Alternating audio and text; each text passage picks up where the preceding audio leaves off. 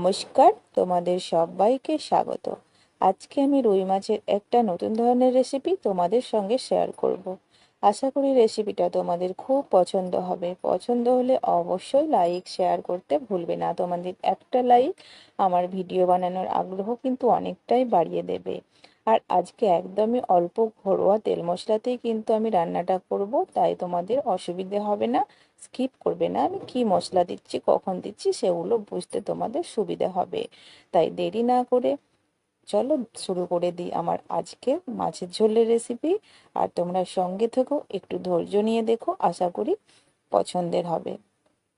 এই রেসিপিটা বানানোর জন্যই কিন্তু আমি প্রথমে রুই মাছ এখানে নিয়ে নিয়েছি 500 গ্রাম। ধুয়ে পরিষ্কার করে নিয়েছি, সব রকমই পিস কিন্তু এখানে রয়েছে। এই মাছের মধ্যে এখন লবণ আর হলুদ মাখিয়ে নেব। তো প্রথমে আমি দেখো দিয়ে দিচ্ছি স্বাদ মতো লবণ, আর হলুদ গুঁড়ো দিচ্ছি কালারের জন্য। এবার দিয়ে দেব একটা পাতি লেবুর রস। এই লেবুর রসটা দিলে মাছটা কিন্তু বেশ গোটা গোটা হয়ে থাকে, ভেঙে যাওয়ার সম্ভাবনা কম থাকে।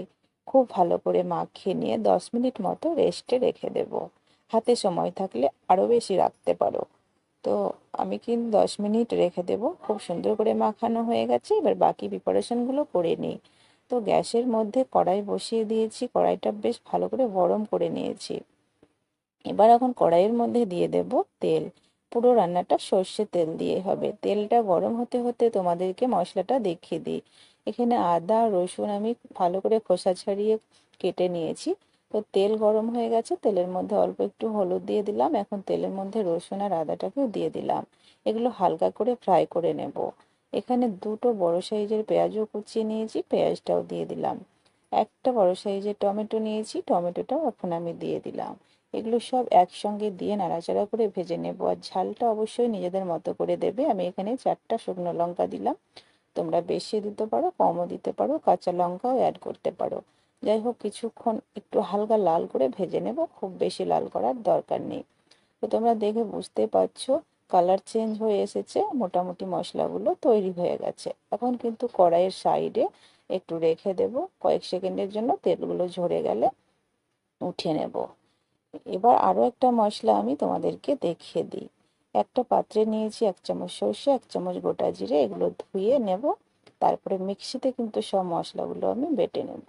মিক্সির মধ্যে আমি ধুয়ে নেওয়া জিরে সর্ষে নিয়ে নিচ্ছি। আর কড়াইয়ের ভাজা মশলাটাও ঠান্ডা হয়ে গেলে মিক্সির মধ্যে নিয়ে একসঙ্গে পেস্ট করে নেব।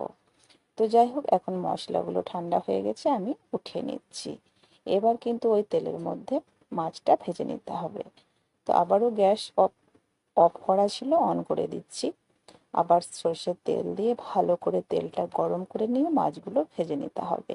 বেশ খানিকটা তেল দিয়ে আবারও হলুদ দিয়ে দিলাম। হলুদ দেওয়ার কারণটা হচ্ছে গায়ে মাছ যখন দেবে গায়ে তেল ছিটবে না।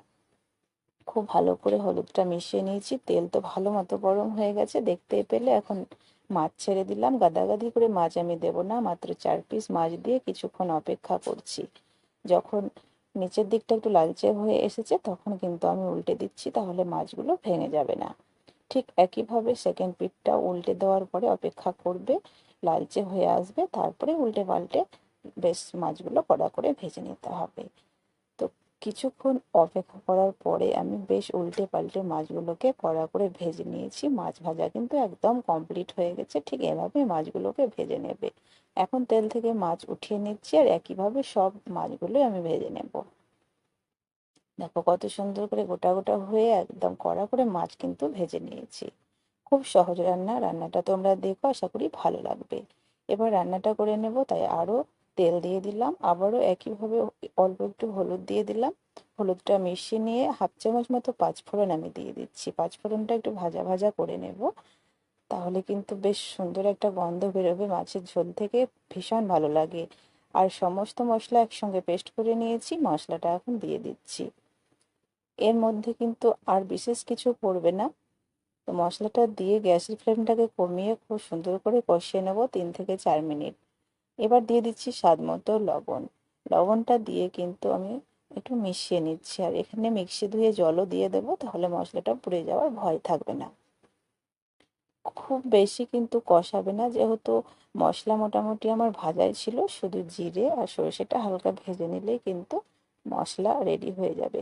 তো তো দেখতেই পাচ্ছ তেল সেপারেট হয়ে গেছে, মশলা কষা কিন্তু একদমই কমপ্লিট। খুব বেশি কিন্তু মশলাটা আমাদের ভাজার প্রয়োজন পড়ছে না। জল দিয়ে দিলাম, আরও কিন্তু জল দেবো গ্রেভির জন্য। মাছটা কিন্তু ঝোল ঝোল খেতে ভালো লাগে, তবে খুব পাতলা ঝোলও ভালো লাগবে না। আমি জল কতটা দিচ্ছি সেই আন্দাজে তোমরা জলটা দেবে।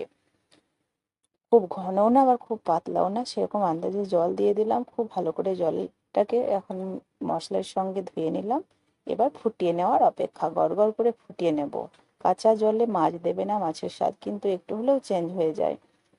দেখো ফুটতে শুরু করে দিয়েছে, আরো একটু ফুটে উঠলে তারপরে কিন্তু মাছ দিয়ে দেব।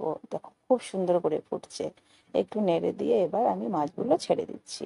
মাছগুলো দেওয়ার পরে একদম স্লো আছে আর 1 থেকে 2 মিনিট আমি রান্না করে নেব, তাহলে আজকে মাছের ঝোলের একদমই রেডি হয়ে যাবে। তো একটু নতুনত্বভাবে রান্না করলে না ভীষণ ভালো লাগে। ঢাকা দিয়ে দিলাম, আমি ঠিক 2 মিনিট পরে ঢাকাটা খুলে নিচ্ছি। এবার দেখো ঝোলটা কিন্তু কমেনি খুব একটা, এইরকমই ঝোলটা থাকবে। আর কালার তো খুব সুন্দর হয়েছে, আর গন্ধটা তো তোমরা পাচ্ছ না, না বানালে বুঝতে পারবে না। এত সুন্দর কালার, দেখতেই ভালো লাগছে, লোভনীয়। যারা মাছ খেতে কোনোদিনই পছন্দ করে না তারাও কিন্তু রেসিপিটা পেলে শুধু মাছ দিয়ে ভাত খেয়ে নেবে। তো যাই হোক, রেসিপিটা একদম কমপ্লিট হয়ে গেছে, আমি গ্যাস অফ করে দেবো। এখন কিন্তু পরিবেশন করার পালা। তো ভালো লাগলে অবশ্যই লাইক করবে, শেয়ার করবে, চ্যানেলে নতুন হয়ে থাকলে সাবস্ক্রাইব করবে। আর এভাবে রেসিপিটা বানিয়েছো কিনা আমাকে অবশ্যই কমেন্ট করে জানাবে। আর বেশি বেশি করে শেয়ার করতে কিন্তু ভুলবে না। তো যাই হোক, তোমাদেরকে আমি মাছটা দেখাচ্ছি, খুব সুন্দর হয়েছে।